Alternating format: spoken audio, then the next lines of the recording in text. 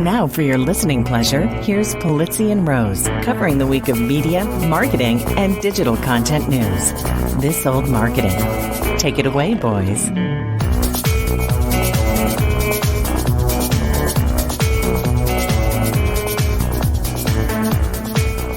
Well, hello, my friends. Welcome to This Old Marketing, proudly brought to you by the HubSpot Podcast Network, the audio destination for business professionals. And that's right, business professionals. I'm Robert Rose, and welcome to episode number 407, our wonderful yearly year-end predictions episode. That's right, for Friday, December 22nd, 2023. And with me, as always, is my pal, my colleague, and, well, I think a guy who had a better 2023 than the most of us, Mr. Joe Polizzi. I think we both had solid 23s. No. What was your no. Did you? What was your Personally, biggest learning? was, I'm going to throw this is out of left field. What was your biggest learning this year? What's the thing that really impacted you that made you think differently? Maybe change your mind about something. Maybe the effectiveness of a Barbie movie, or Barbenheimer, if you will. The influence of a Barbenheimer movie on my pipeline. How about that? In fact, the influence of just about everything on my pipeline. We've talked about this, but what was really interesting in 23 was the number of our consultant friends that had a rougher year because so much of that marketing consulting stuff seemed to be put on hold. Totally. Yeah. I mean, it was, as I've been saying, anybody in the business of change this year was sitting on the sideline like Rudy, waiting to get his name called to get in the game, and just never. Come on, coach, let him in. Come on, coach. Yeah. I love the end of that movie. It's I know. So good. And then he sacks the guy at the end of the game. It's so they're perfect. chanting his name. Yeah. It's so good. It's funny. I know this is our predictions episode, and it's been quickly becoming my least favorite episode. Oh, because really? I'm always wrong. Well, I feel like no, and I'm going to say it again. I feel really good about these predictions. Yeah. But I already know that they're probably going to be wrong. Yeah. Well, I have a couple this year that if I am wrong, it's going to make for a really bad end of next year. So, and I haven't looked. I looked at yours a while ago because we were going to do this predictions episode sooner, and we just ended up. That's right. Putting it off because we did the predictions review episode, which we'll put in the show notes, which is a fantastic episode of you and I talking about how wrong we are about so many things in marketing. I think if I remember correctly, we both sort of got a B, like a B minus. I think a B minus. We had a couple A pluses in there that were like gimmies, but I still, Apple still hasn't purchased Disney. No, that's true. Which is always it's always one that I put in the lineup, but I didn't this year because I don't want to be wrong anymore. It'll happen sometime in the future, but just not next year. Yeah, it's just not going to happen, right? That's the one prediction that we can make every single year that you say it's going to happen. I'm saying I cannot wait. I cannot wait because I'm gonna fly you to Cleveland and I'm going to watch you eat crow when that happens. Yes. Well, we have a steak dinner bet on it. So but the problem is we've never set the date. No, you've never set the date. That's let's be really clear here. You've never set the date. So for a strategic reason. There is a reason why I've not set a date. And anyways, but so we I don't know, we should probably get right into it. Well, let's jump into it because thank goodness.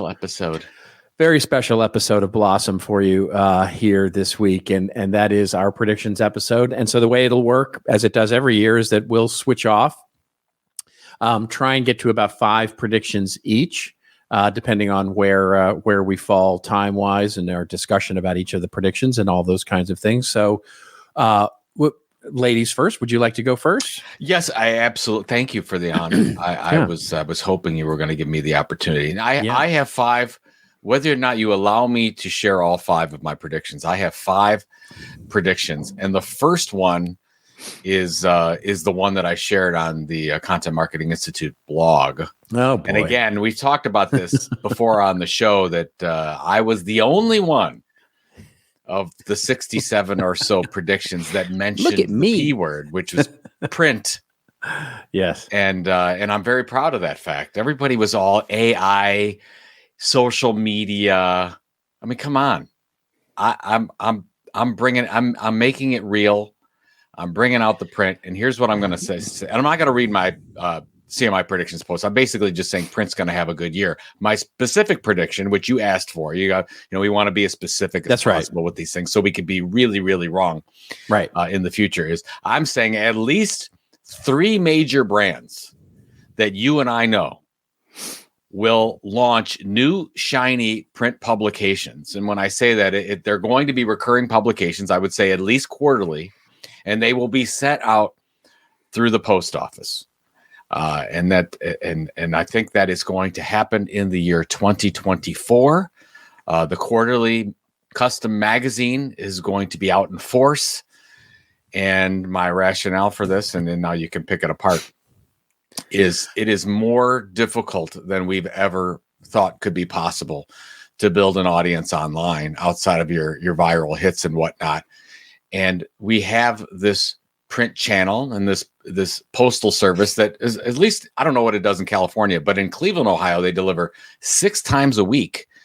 And the quality of the publications through the print, basically spam, direct mail, casino literature, whatever you seem to be getting these days, it's not very valuable. I think there's a huge opportunity in print because it's 100% deliverability. And you can send specifically, I like the loyalty method. I like sending it out to current customers. I don't know what these 3 major brands will do, if they'll say, hey, we want to take a position around a certain topic, or whether or not we want to focus on a loyalty-driven activity. I'm going to leave that up in the air, but I think that's going to happen in 2024. What say you, Mr. Rose? I 100% agree with you. Wow. Yeah. Well, and here's why. It'll lead. We'll get to my first one here in just a moment, which is directly intricately linked to what you just said. But I think from a marketing perspective, I've been calling 2024 the year of brand. And we actually talked about it a little bit on the last episode, I think, where I talked about the fact that with the trend of AI, with the trends of social media, which of course we'll talk about as well, with the trend of everything that's going on from automation, technology, privacy, data, all those things, in many ways, the short term, I think this is a short term, so call it 2024, if you will, trend will be that the storyteller, the source of information, will become even more important than perhaps even the story itself. In other words, who brings you the news, who brings you feature articles, who brings you thought leadership, who brings you insight, who brings you entertainment. That brand level experience is going to become really important. And so I see companies really leaning into that. And print is, of course, as you have predicted for many years, and I think that's a pretty safe prediction, by the way, the glossy, sort of things, because we even saw that this year start to happen. But yeah, I mean, we know that Amazon and Walmart have both doubled down with their catalogs. Yeah, but I haven't quite seen the push. We've seen CDW continue on with their wonderful, driven magazines in the ed tech and government tech markets. But I'd like to see some new and. I really think that the problem is that I think a lot of chief marketing officers forget that they can actually market through print.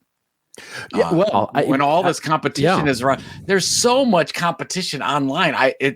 It's almost like I don't know how it is in lovely Hollywood, where you are around and where you drive in the wonderful traffic there.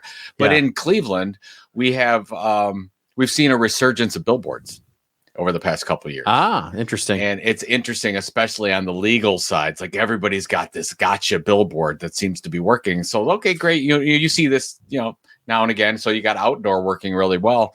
I'm like, I just can't believe that we've forgotten that wow, you can have uninterrupted lean back experience. I always say that the internet is built for lean forward, which means I have a question, I want an answer, I'm leaning forward, I want that information. Yeah. What I love about print, it's a lean back experience, is I don't necessarily know what the questions are, but I'm going to lean back and have this experience and maybe come up with some questions because of the content that's in front of me. And that's why I like that. So, yeah, no, I 100% agree with that. And I think, one of the interesting trends that we've seen sort of very much under the radar, I would say, is the technology is now at a place with print that you don't have to have these huge runs to make it to make it cost effective, right? So we see as a sales enablement, this is especially true in B2B, where we see glossy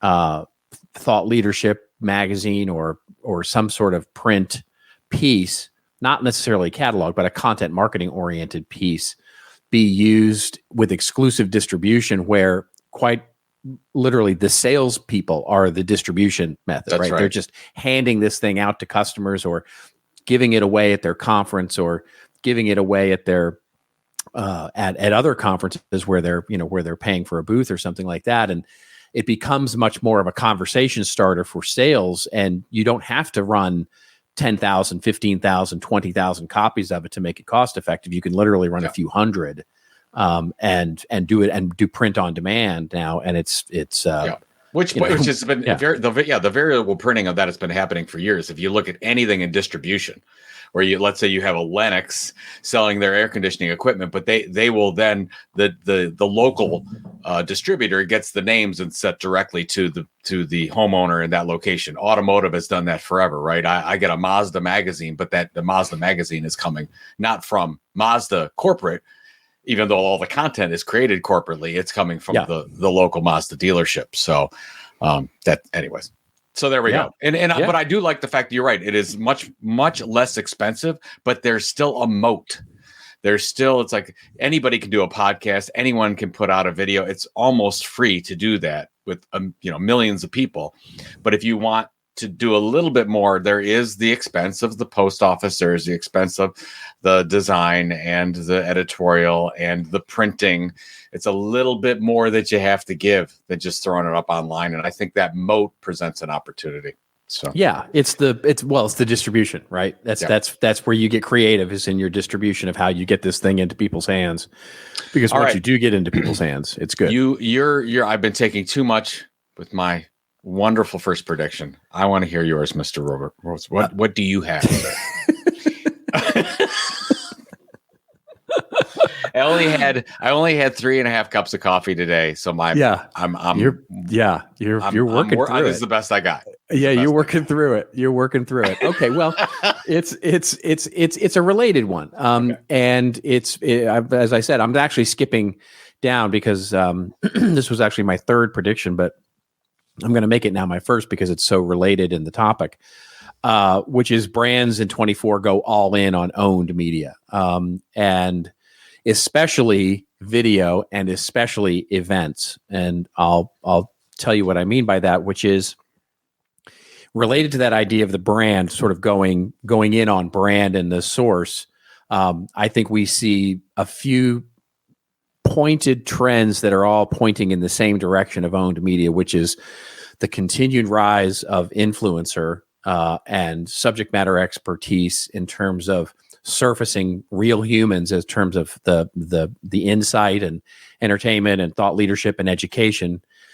But I also see the idea of publications, digital and print, and especially events, with events coming back in a big way, in a physical sense, but also not necessarily declining. In other words, the comeback of physical has not cannibalized the recent growth in digital. So now it seems to be a little bit of both.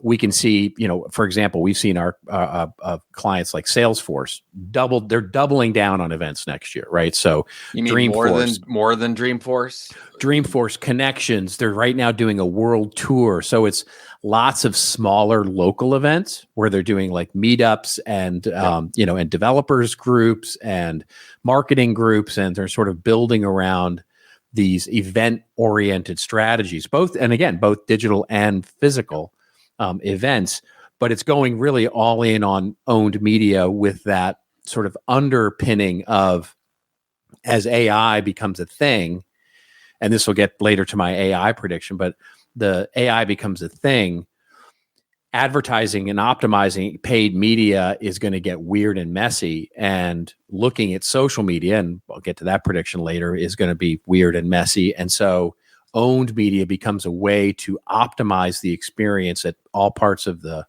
buyer's journey. So I just see it doubling down by smart companies and on owned media. And I know that's kind of broad, but basically I'll make it specific by saying I see a real doubling down on events and video in terms of an owned media strategy, and that taking over from sort of the sort of mid-funnel lead generation stuff that we've seen so much of, which means a new rise in purpose marketing, a new rise in building, platforms, that we manage like products, and of course things like magazines and print magazines, et cetera. Well, I of course agree with you on the event side. I think that especially from a customer-driven event scenario, we as brands need reasons to get together with our customers on an in-person basis. We're desperate for that. And you know what? They are too.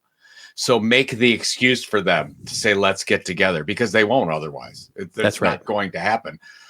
It's so hard to get somebody on a phone these days, even on a Zoom call. Everybody's so busy. So make the gathering an educational networking gathering, make it fun. And you're going to see more of that. And that's why I asked about Dreamforce. We know that Dreamforce is, again, going to be an amazing event for them in 24. You've got HubSpot with Inbound. You're going to continue to see these events happen. But I agree, you're seeing these smaller regional customer events. I know Fisher Investments as well on the financial side. Mm-hmm. They have roadshows all year long. They'll bring a couple of experts from their organization, and they'll get through, and they'll have 50 or 75 people get together for a luncheon. And just that type of thing is going to be powerful as well. Right. So I like that you brought up the event side.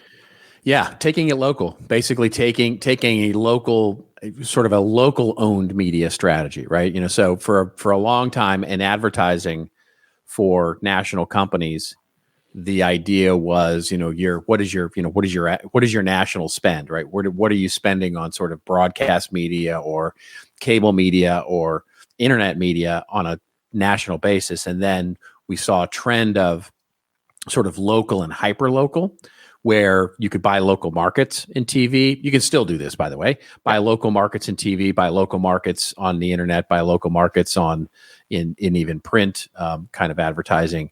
I think we're going to see a localization of owned media, where brands are going to spend money on localizing their owned media experiences, and that comes in the form of mostly events. Very nice. I like it. Yeah. You want to do one more prediction before we pay the bills? Should we do that? Let's definitely do one more. I will continue on. I'll just continue. You said I could go first, so I'm gonna go first the whole time. Is that okay with you? Yeah, that's okay. Have another cup of coffee. Just enjoy yourself. Yeah. Okay, here you go.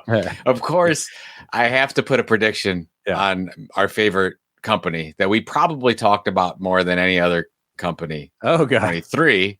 Yeah, is our good friends at X.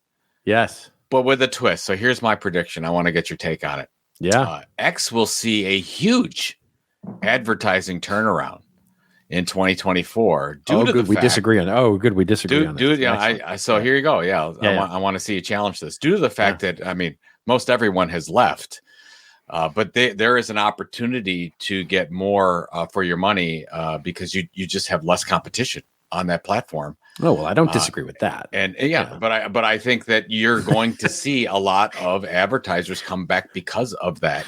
And it's going to be a story that's going to help kickstart, not back to where they were before, but you're going to see 24 that they will have increased advertising. X will in 24 over 23. You will see a bump up, and you will see a lot of advertisers come back to that platform because there's an opportunity there. This is the one you're going to regret next year. This is the one. This is the one you're gonna feel bad about. Nope. I mean, look, if you're the only one at a party, yes, there's more pizza for you. I mean, that's yeah, I get that. But that doesn't mean that the party's any better. Let's be clear. Yeah, I would say with your prediction, and again, I'll pull one of mine forward when we get to me, but that speaks to this a little more. But I just can't see it happening. I just can't see anybody wanting to expand their presence on X unless something like huge happens, like he sells off or he leaves or in some way has a complete transformation of the company. I just can't see any of that. Well, people have short memories about things. And but it's getting worse. Okay. It's not getting better. It's not like it's incrementally getting better. I understand right now at the end of 23, that's what it is. Yeah. We're going in. These are 24 predictions, not the end of 23 predictions. Understood. Remember the conversation we had about purpose, and we talked about the fact that a lot of companies, they go all in on purpose when they're good financially. When you're doing well on revenues and profit, you see a lot of people double down on purpose. And when it's not going well, they're like, oh, I forget that whole plan. We've got to make our numbers. Yes. I think you're going to see some of that happen for 24 and Twitter X because of the fact that there's going to be an opportunity there. Somebody's going to test it out, say, oh, okay, we got some good results there. You're going to see more of that happen. You think the inmates can run the asylum is what you're saying. You're saying basically you're saying that the advertisers are going to come back. It's going to happen. Yeah. I don't know nobody knows what Elon's going to do in 24, right? Well, that's a safe prediction. That is a safe prediction. If he kept his mouth shut, this for sure would happen. If he kept his mouth shut, there's still a very viable, influential audience on X. Over under on whether Elon can keep his mouth shut. I'll take the under on that. It's like I can't control Elon, obviously. I don't know. There's no one who can, it seems. Yeah. But look at, I'll stand. I'm just standing by my prediction. Okay. There we go. I applaud the guts and I ridicule the stupidity. It's a dual. We don't know. I'm saying something about the duality of man with that. It could be an incredible prediction. It could be. I'm banking on it. It could be. Elon, just be quiet for like 6 months, and you're going to see an increase in advertising. Yeah, you're going to see. Hey, look, Lindsay I actually Iaccarino's going to have a much easier time if you just shut your mouth. Yeah, I actually do like the idea of if some sort of weird consortium could come together from a paid media perspective and basically change the entire tone on X, which is, I know not what you're saying, but it is an intriguing idea of having sort of everybody go, you know what, let's just flood it with good stuff. And obviously then he can't control that, right? But no, that's not going to happen. I don't think that. I see where you're going, but I don't think it matters. You just have to make it so it's tolerable. And he doesn't say something where the CMO has to pull back. Like what happened with Elon around anti-Semitism is a very serious thing. And you had a lot of brands, a lot of the biggest brands in the world they were forced to. They had to. It was a no-brainer to pull off the platform. Yeah. Right? Because of what Elon said and does. If that didn't happen, those brands would still be advertising. Yes. And marketers and brands, they have short-term memories. If the audience is still there and X is still working, they will come back. or different ones will fill the gap. Yeah. There you go. I've just come up with. Not that I want it to happen. I don't want this to happen. Yeah, I would love to see. I would love to see the business just be done, but it does serve a purpose. I have a new ad campaign. You and I aren't on it. I have a new ad campaign for Twitter or for X. Basically, come sign up for X. We're tolerable. I think that would work just fine. We're tolerable. Yeah, I like that. It's like Google's do no evil, right? We're tolerable. We're tolerable. We suck. We're not less. that bad. We're not that bad. We're not that bad. We're not that bad. We're better than you think. Yeah. X, we're better than you think. Here's our media kit. That is correct. Okay. All right. Here's our media kit. Here's our media kit. That would be a great line. It ain't so bad. Yeah, this is good fun. Okay, so here's mine, which is also related. I'm going to pull another one of mine forward since you had that one. I'm actually going the other way. Social media collapse is what I'm calling it, where X the zombification of X, basically. X becomes sort of a zombie platform in 24. And, I'm not predicting its death. I am predicting its zombification with a need of, 2 taps to the head or whatever it's called in the zombie movies. But in addition to that, I think we see a continuation of the pulling away of the social part of social media. So who wins in that situation? TikTok and YouTube become the big winners in what was traditionally known as social media, but are literally just creator distribution networks. They're just creator content distribution networks. Facebook sees its continued decline on the social side, but again, on this content consumption side. Yeah. So things like Reels, content consumption continues to be a big player, but the social part of social media moves to private messaging, moves to even more tribal sorts of platforms, Telegram, WhatsApp, and all those kinds of things. And we see a real shift, a fundamental shift in the business marketing strategy of social media, not as a social network, a place to build community or service customers or those kinds of things, but rather a content consumption network where you can get distribution and attract people. It just becomes media. Yes. In other words, it just becomes media. Yeah, I mean, I agree with part of what you're saying is that that's exactly what's happened with channels like YouTube. It has been for a while, and TikTok, so it's basically a strengthening of that position. But when a lot of people get up and say, "Okay, well, social media is not social anymore," that's a bunch of bull because they just moved. It's, to your point, Telegram, Discord, WhatsApp, Snapchat. Snapchat is having another big resurgence, and that is basically a lot of one-on-one conversations with. Agreed. And they're doing very, very well, and that's where that went. It just has left those other platforms. So you have half of what we know as social media have become just media platforms. That's right. And the other half have become, that's where you're social. It's kind of like the disappearance of the real disappearance of commenting on blogs, right? Yeah. Where that's kind of not a thing anymore, right?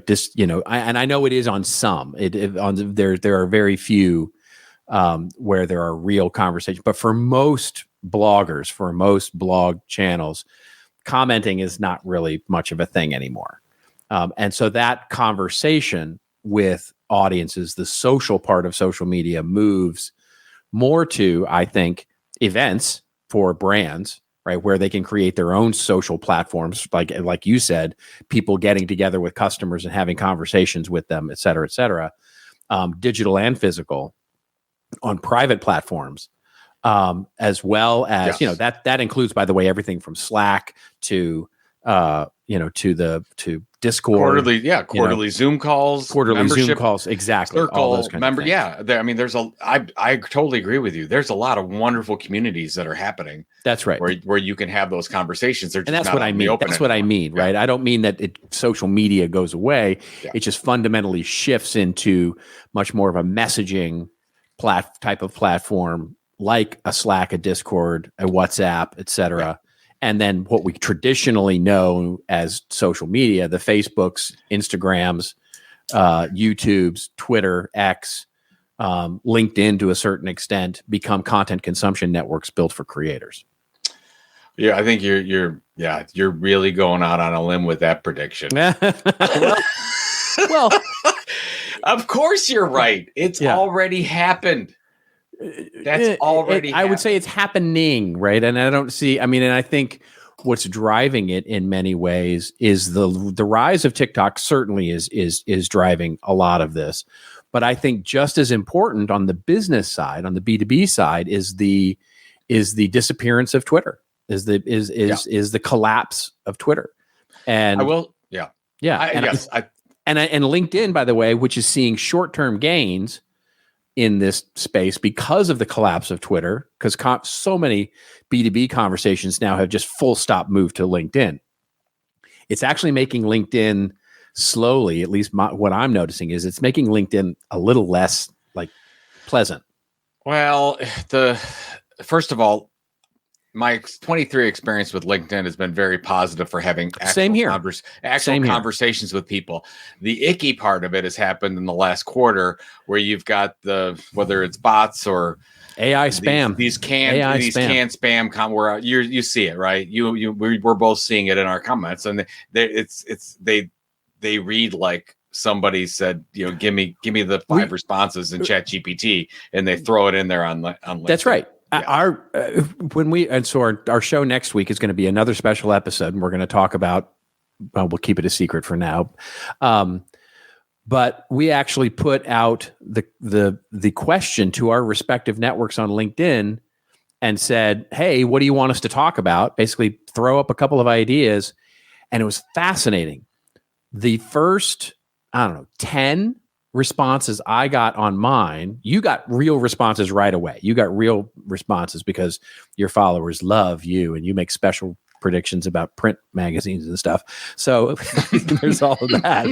But the first 10 responses to mine were these weird, cringy AI sort of responses, to the point where one of my connections on LinkedIn went, "What I want you to talk about is why the first 10 responses to your post were cringy AI comments." It's like, yes.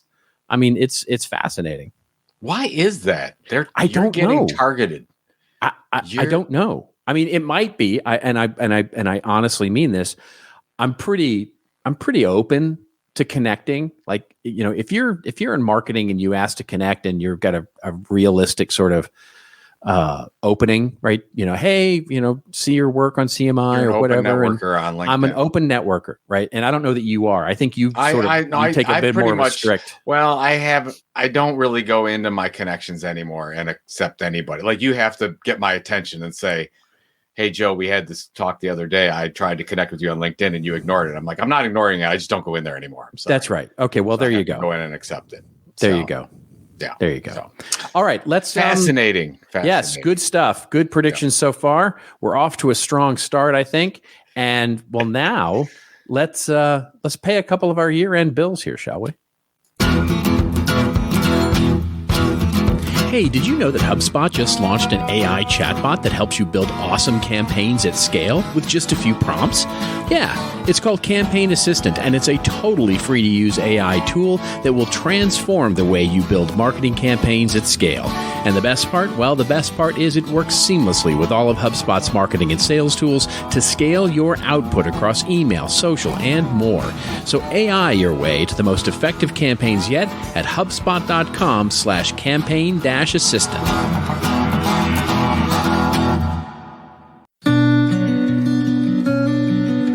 Can I tell you about a great podcast? It's called Inclusion in Marketing, and it's hosted by Sonia Thompson and brought to you by the HubSpot Podcast Network, the audio destination for business professionals. Inclusion in Marketing digs into important topics like belonging, customer experience, diversity, and how you can practice inclusive marketing authentically. One of the more awesome recent episodes featured a cool exploration into the meaning of belonging, all related to Beyoncé's Renaissance World Tour. Yeah, it was really interesting. So go find it and follow it. You'll find the Inclusion in Marketing podcast wherever you follow your favorite pods.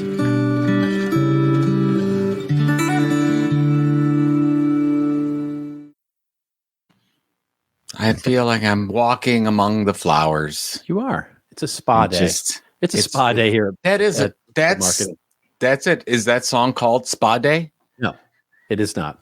Or is it Sade? You're a smooth operator. Mm-hmm. Smooth operator. Oh, one of the top 100 songs of all time. Oh, it's a great song. It is a great song. Very romantic song. Well, I feel we've done a good job with the first two. Okay. Should we continue on with our? We shall. Other prediction. Would you like me to continue? I would like you to continue because okay. Yes, because, you seem anxious. Because I am. I like to go first. I have to be honest with you. So the next one's a two-parter.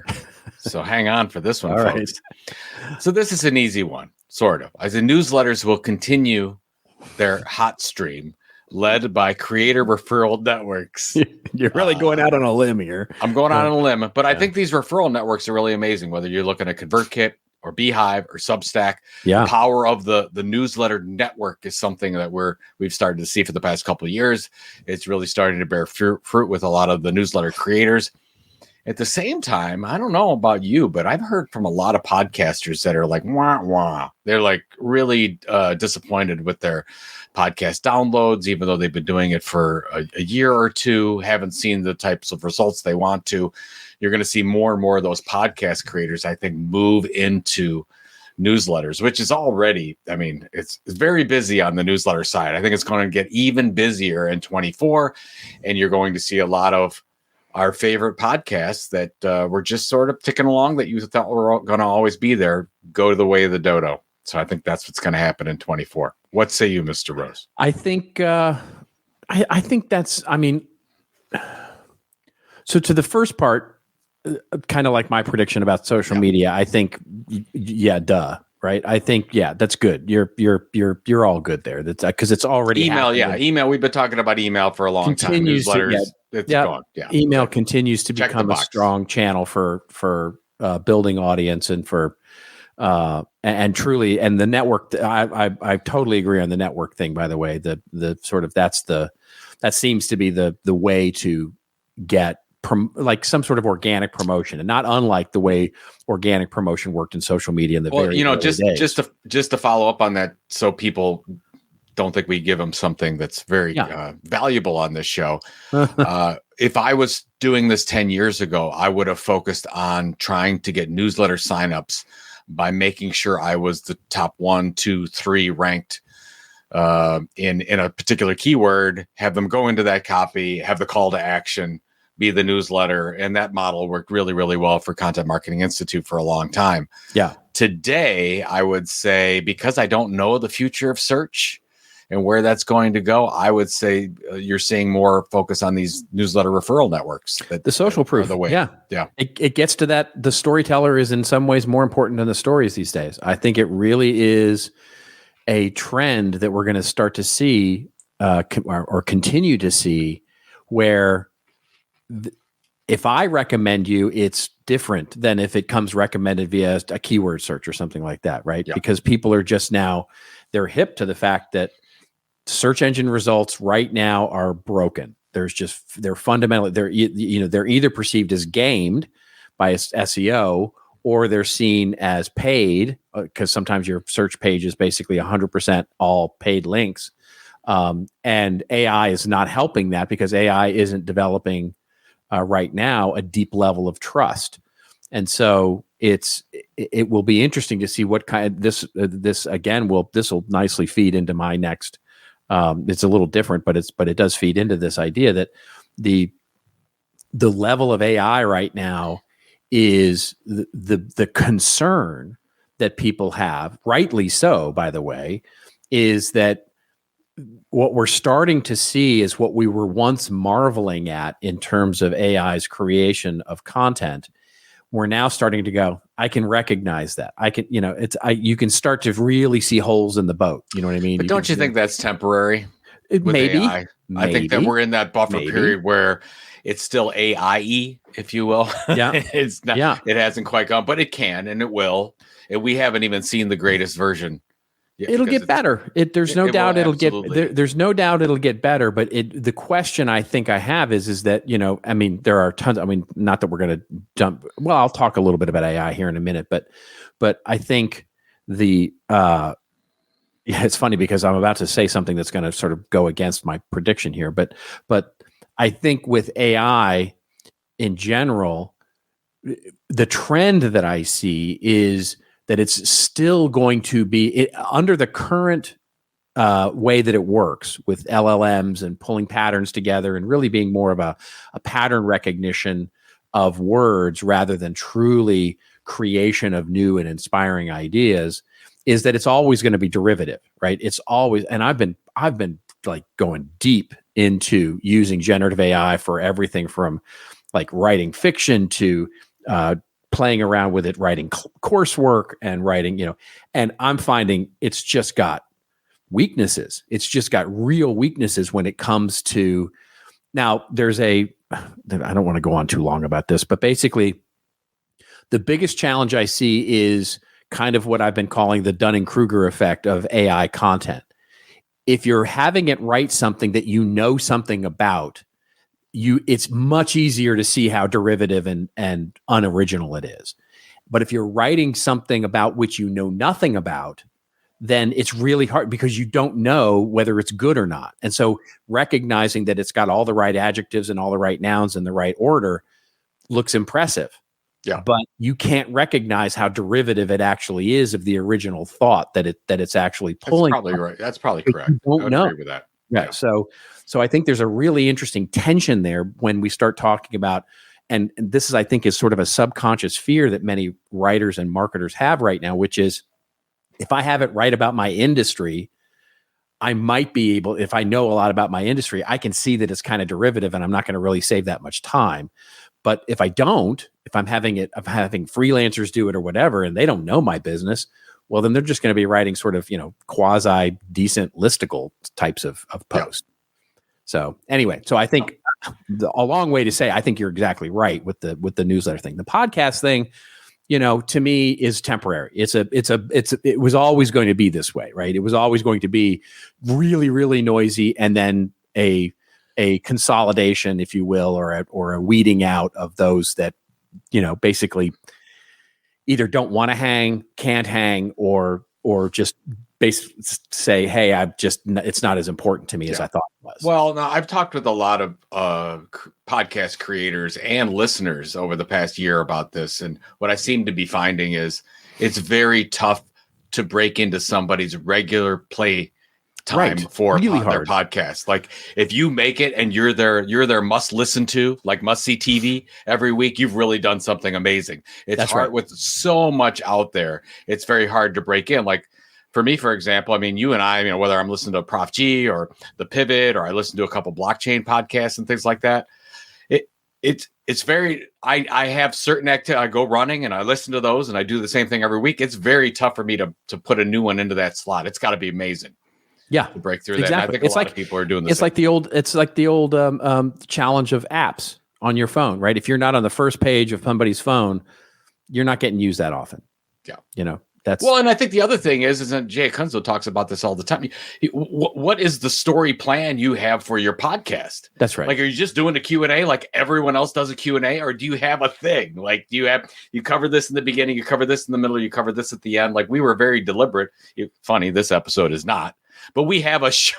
We have things that we do in our podcast every week. Yeah, we have different formats, so people know what to expect, and they know, in many ways. And and I think it also is a sense that you can stratify podcast audiences pretty easily into those that listen every week. It's appointment listening, right? Yeah. To your point, right? It's appointment listening. Then there are those who they catch every third or fourth show just to see if, when they're bored, they go, oh, right, there's a couple that I haven't listened to. And then there's the one about that will catch every, once a month or once every quarter, they'll catch a show. If they see something that intrigues them. And then there's sort of the casual first listen sort of, wasn't for me kind of thing. Right. Yeah. And so what you're trying to do is obviously pull that top layer down into being a bottom foundational lever.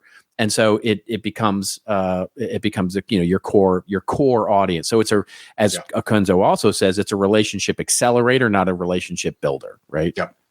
Yeah. Great point. Right. Okay. I am going to talk about AI. So this 24 is, I think, and I think early, by the way, in 24, late winter, spring, we really start to see generative AI earn its keep in marketing as a process. But I don't think, and this is continuation of what I just said, I don't think we see it as a content creation accelerator. I don't think we see generative AI become a big way that companies are leveraging things like thought leadership or blogging or creating inspirational content or web copy or those kinds of things. I think there are two areas where I see it really starting to grow and become a part. One, which isn't really marketing focused, is in the, let's call it the enablement level, the customer enable, like how-tos, manuals, customer service, access to knowledge information around products and services, and how do I do something, basically. That's where I see a lot of progress getting made. And then the second is in the what I'm calling conversational advertising, which is using it in a paid media perspective to create conversations, real-time conversations with customers rather than boom at you content. In other words, little bots, little interactive applications that are displayed and distributed via paid media, but then act as conversations with customers to say, hey, I'm paying to get in front of you as like a chat bot, but my real goal here is to sort of have an interactive, almost like a virtual salesperson, if you will.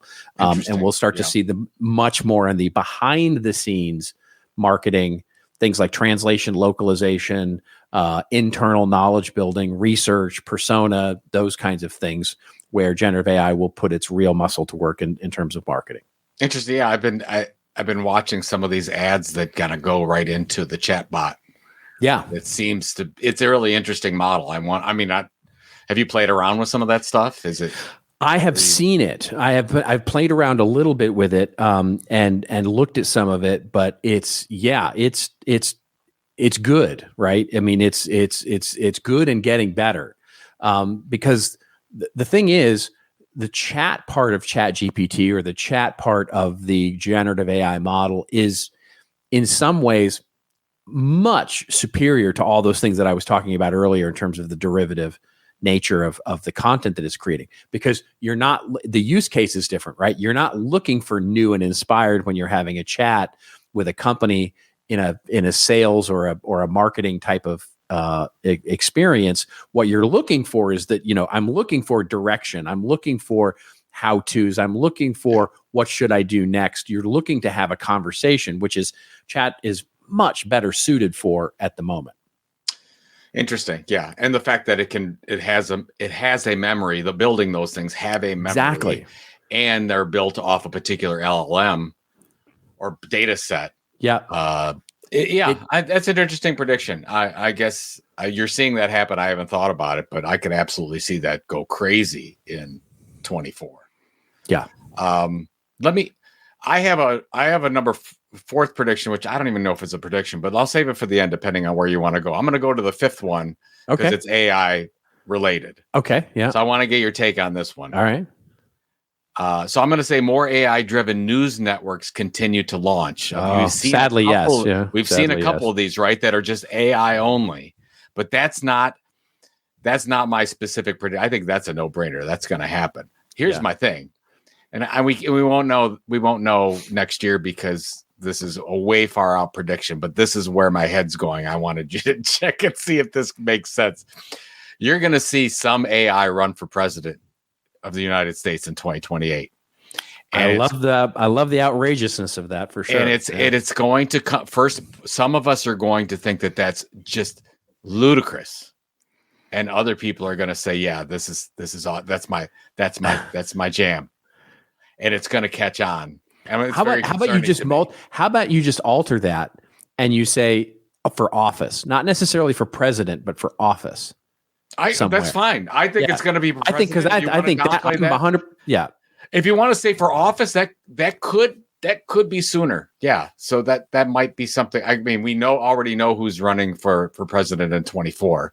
The people are known. That's right. We don't know who the final two will be, but we know the group. Yeah, it's we really know who the final two are going to be. It's pretty set. Like I said, we don't know who the final two are going to be. Well, that gets to one of my predictions, but yeah, we gets to one of my. No, the question is, here's the question: of the AI that runs for president in 28, is it Republican? Oh, 28. Democrat? You're saying? Oh, sorry, I'm saying 28. I didn't catch that. I'm saying 28. Well, you're making a 4-year prediction then. Okay, that's what I'm saying. Right. But that's why if we downplay it to office, I could see somebody run for an AI run for office. Of course, it's not going to be a thing yet because it can't be possible. But I could see somebody building a campaign with an AI leading the way.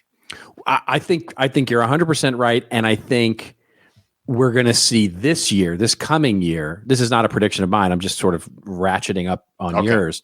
I think you're going to see something akin to Orson Welles' War of the Worlds with AI. And what I mean by that is somebody's going to either create a band or an actor or a musician or a politician or something that is completely fake, driven by AI that fools everybody, fools everybody in terms of what it actually is and what it actually does. My prediction would specifically there would be music, where the music is AI generated, the personality, the videos, the photos are all AI generated, but it's not a real person or anything. And it's interesting. And I actually think that's a no-brainer. I think that absolutely is going to happen. And I think what we believe as human beings, we think that we care. And there's a whole group of people that don't care. They don't care if it's human or not. If it's good, they're not gonna all of a sudden find out. Like, I think whenever let's say somebody runs for office, in the case that we were talking about, there's a lot of people that are going to like the fact or not care that it's not a real thing. Right? They're just like, yeah, I like the AI. That's it. As long as he wants to ban immigration, I'm all for it. Yeah, I think it's Ronnie. I think it's Ronnie. I think it's going to look like Ronald Reagan Jr. Okay. I think that's what people want to vote for. Or Scarlett Johansson. We definitely don't want to go too far down this road. We're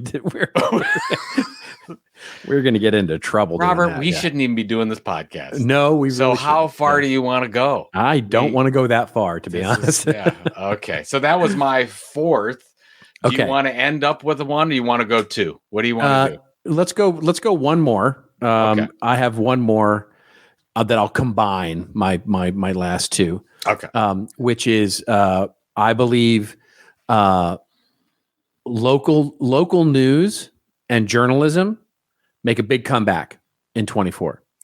I think local news finally figures out a business model that works, whether that's benefactor, whether that's sponsorship and content marketing, like we've been talking about for the last few episodes.